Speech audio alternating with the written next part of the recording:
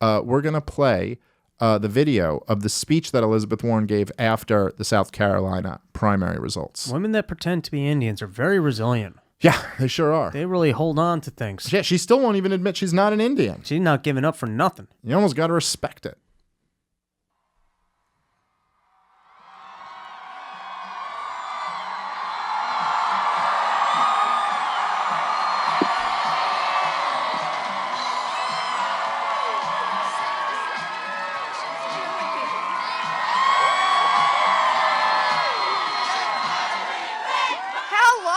Houston!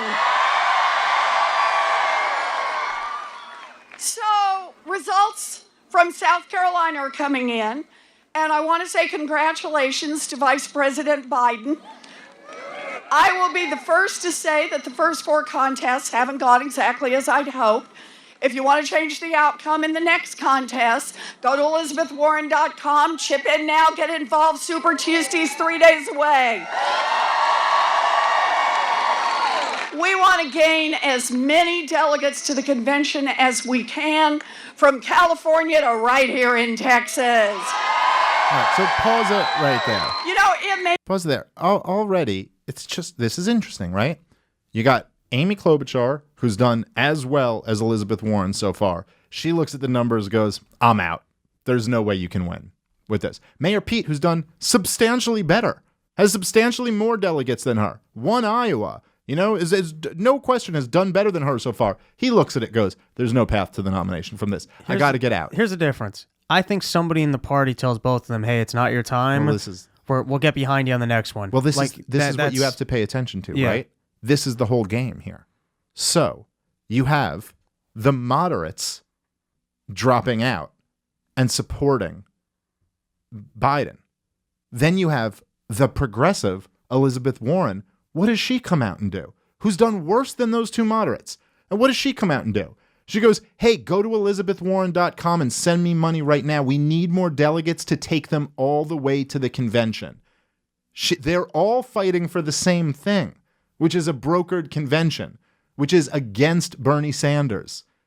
See, she's still staying in the race because listen, right now, trending on fucking Twitter, and this is a somewhat organic thing. I mean, I know Twitter, it can affect the fucking trending shit, but right now, trending on fucking Twitter is #Warren2Bernie. There's a whole bunch of Bernie supporters who are like, hey, all you Warren supporters, get on the train here. You're a progressive, right? Well, this is the only progressive option, which, by the way, is the thing that makes sense. So if Elizabeth Warren drops out of the race now, who does that help? Bernie. It's a huge win for Bernie. So everyone just happens, just like it just so happens, I'm sure it's a coincidence. You don't want to be a conspiracy theorist or anything like that. It just happens that the entire media is trying to ruin Bernie Sanders, that Hillary Clinton is coming out and trying to ruin Bernie Sanders, that the CIA is leaking stuff to the Washington Post to try to ruin Bernie Sanders. And it just so happens that all of the candidates who drop out or stay in are aimed at hurting Bernie Sanders. Just a lot of coincidences go on, but you wouldn't want to be conspiratorial about any of this shit. But there's the message right from Elizabeth Warren. She goes, hey, just so you know, I'm staying in this all the way to the end. Keep giving me money, keep giving me support. Because who is her main competition? Just by existing, right? Now, she is taking shots at everybody, because that's how, that's how this works. It's the only way you can keep those votes. You know what I mean? And some of the progressive votes from Bernie is you have to take shots at the establishment too. But just notice, who's she really taking shots at? Who's Elizabeth Warren going hard at? Bloomberg. That's the guy she's really taking on, right? Trying to get him the fuck out of here. Just all seems like the establishment is now coalescing around Biden because they realize he's the guy. There's more. Let's play more from this Elizabeth Warren video. It may take days or even longer to know the full results from Super Tuesday, but they will be critical in sorting out who our nominee will be this year.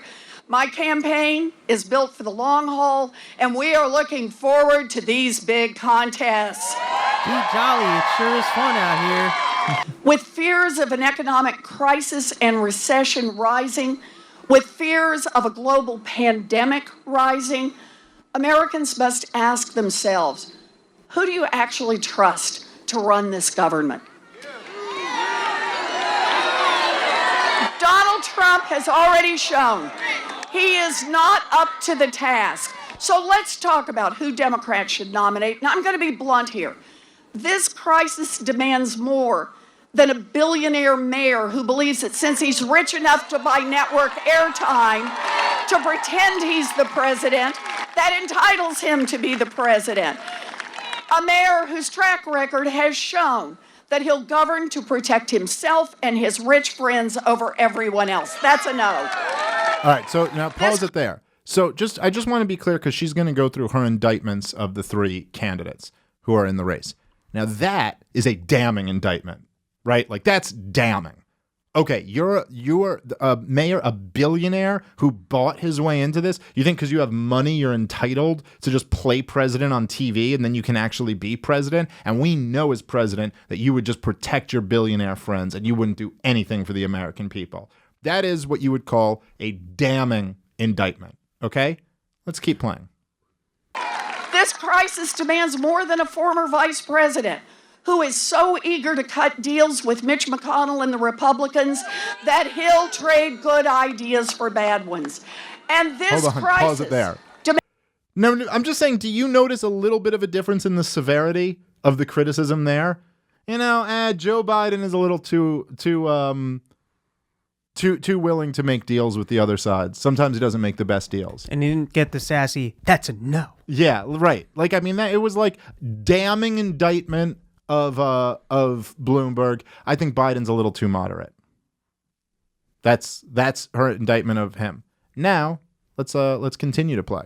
Demands more than a senator who has good ideas, but whose 30-year track record shows he consistently calls for things that fail to get done and consistently opposing things that nevertheless he fails to stop.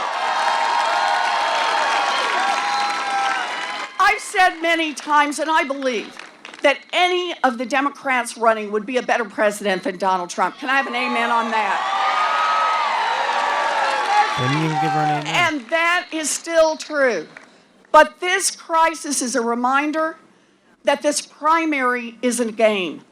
We are picking a president, and we need someone whose core values can be trusted, who has a plan for how to govern, and who can actually get it done. All right.